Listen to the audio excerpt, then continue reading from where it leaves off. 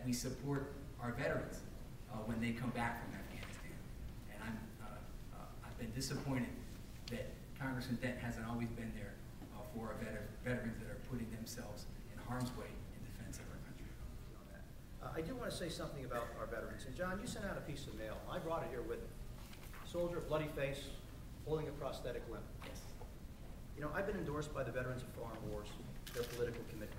They support me because I've been supportive of our troops and those who have served our country. I've been to every military hospital in Afghanistan, the one in Bagram. I've been to the military hospitals, Baghdad, Balad. I've been to Landstuhl and to the funerals of some of our men who gave that last full measure of devotion, and women as well. But I think it's shameful that you would send out a piece like this. I voted to increase veterans' health funding from about $29.5 billion to the current level of about almost $48 billion. And you keep saying I've cut veterans' support. That is false, it's outrageous. But this prosthetic limb, John, you voted to tax it at 2.3%. It's a class 1 device. It's part of the health care law. You're taxing the limbs and the prosthetics of people who have served our country and their wheelchair. Again, sending out mail pieces with a soldier with a bloody face saying that I haven't been helpful, I mean, I don't think really helps the dialogue very much. And knowing that I've been endorsed by the Veterans of Foreign Wars political committee, I have a great deal of support from many of our veterans and our active troops. I'm very proud of that fact. But the bottom line is we need to have a robust, vigorous debate. It should be civil.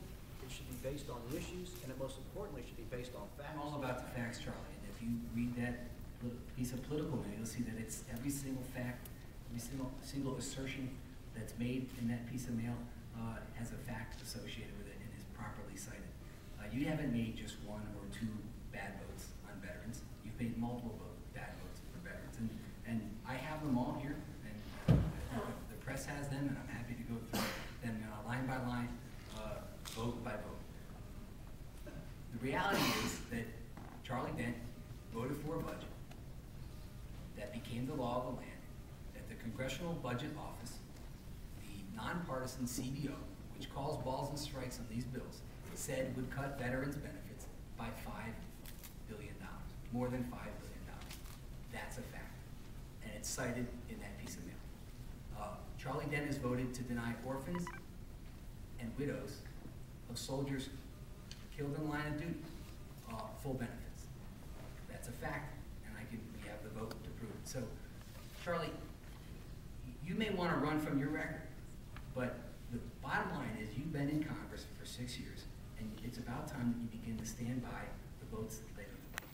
Since fiscal year 2005, $29.7 billion for veterans' health, and for the bill I voted for this year, the appropriations bill for the veterans' health and the veterans' appropriations, it's $48 billion, $48.7 billion. So from 29.6 roughly to 48.7 billion for veterans' health. That doesn't sound like a cut where I come from. Those are real dollars. You know, Sam Johnson is a colleague of mine in Texas. He was a 7-year prisoner of war in Vietnam. He voted the same way that I did on many of the issues that you cited.